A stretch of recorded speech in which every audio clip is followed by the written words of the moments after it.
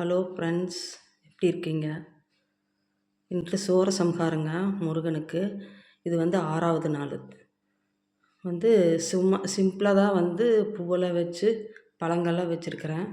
நாளைக்கு தான் சாமிக்கு நல்லா அலங்காரம் பண்ணி சூரசம்ஹாரம் முடிஞ்சிருந்துமே நல்லா அலங்காரம் பண்ணி சாமி கும்பிடணும். இன்றைக்கி சூரசம்ஹாரம் நடக்கிறதுனால சிம்பிளாக வச்சுருக்கிறேன். சர்க்கோணம் போட்டு 6 விளக்கு ஏற்றி இப்படி வைக்கணுங்க இன்றைக்கி. நாளைக்கு காலையில் 4:35க்கு முடியும்போது நம்ம அதே மாதிரி சர்க்கோணம் போட்டு 6 விளக்கு ஏற்றி பழங்க நிறைய வச்சு பூ மாலை போட்டு நல்லா அலங்காரம் பண்ணி சாமியை நம்ம நல்லா மகிழ்ச்சியாக கொண்டாடணும். சூரசம்ஹாரம் முடிஞ்சிடும். இன்றைக்கி 3:25க்கு ஆரம்பிச்சிருக்கு. நாளைக்கு 4:35க்கு முடியுது. நம்ம இன்னும் சாப்பிடக்கூடாதுங்க, வெறும் தண்ணி தான் குடிக்கணும். நாளைக்கு காலையில் 4:35க்கு சாமிக்கு படைச்சது நம்ம சாப்பிட்லாம்.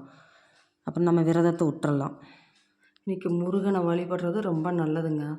இன்றைக்கி சூரசம்ஹாரம் 3:25க்கு ஆரம்பித்து நாளைக்கு காலையில் அதிகாலையில் 4:35க்கு முடியுது.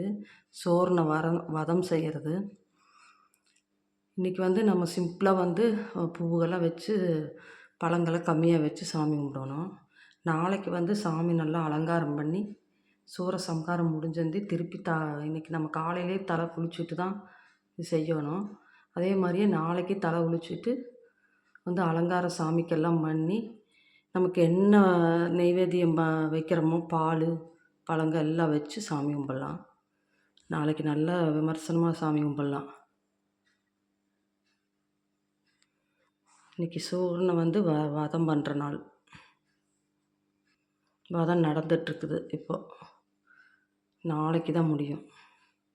நம்ம இன்னையிலேருந்து நாளைக்கு காலையில் 4:35 வரைக்கும் சாப்பிடக்கூடாதுங்க, வெறும் தண்ணி தாங்க குடிக்கணும்.